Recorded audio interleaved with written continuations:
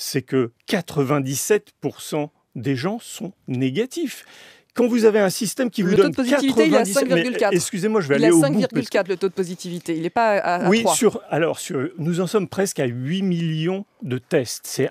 C'est un échantillon monstrueux. Sur 8 millions de tests, il y a 3% de tests positifs. Ça veut dire 97% de tests négatifs. L'information majeure là-dedans, c'est que nous sommes face à une épidémie avec 97% de cas négatifs. Ce qui veut dire que, globalement, le virus ne circule pas. Au-delà des chiffres, parlons dans ce cas-là de la réaction et de l'avis de certains patrons d'hôpitaux. Ça, peut-être que ça compte davantage. Le patron du CHU de Bordeaux, qui dit que la situation n'est certes pas alarmante, mais là, il n'y a pas beaucoup de gens, j'entends pas des gens dire que c'est alarmant, mais qu'elle est quand même préoccupante. Le CHU de Bordeaux a réactivé sa cellule de crise.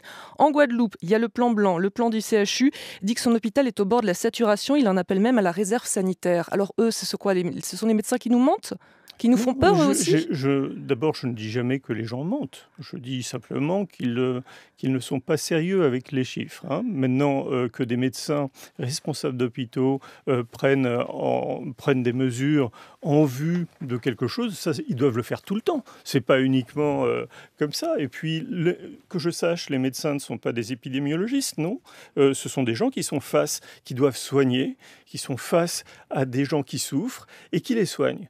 Un épidémiologiste a une vision globale et transversale et voit l'ensemble de la situation. L'ensemble de la situation dit que l'épidémie telle qu'on l'a vécue est passée, qu'à l'heure actuelle, il existe, comme dans toutes les épidémies, des cas sporadiques. Et nous sommes en fin d'épidémie, nous ne sommes pas du tout dans la même situation. Et de fait, il est...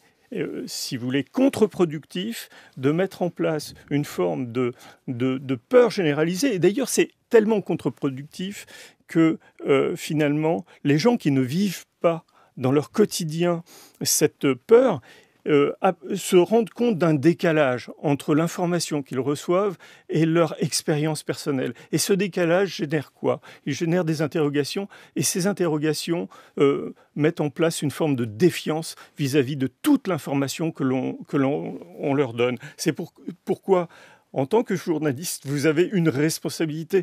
Ne donnez pas des chiffres sans filtre. Essayez aussi d'objectiver. Je vous parlais du taux d'incidence, moi, tout à l'heure. Oui, mais l'incidence, écoutez, vous n'allez pas me parler à moi d'incidence. Pendant des mois, on a donné des chiffres cumulés. On a véhiculé. Et encore aujourd'hui, si vous voulez, on donne des chiffres cumulés de tests positifs. De temps en temps, vous me sortez comme ça un mot. Mais c'est la base de l'épidémiologie, l'incidence. Merci Laurent Toubiana. Et je renvoie à nos auditeurs à votre tribune que vous avez signée avec d'autres collègues. Elle est sur le site du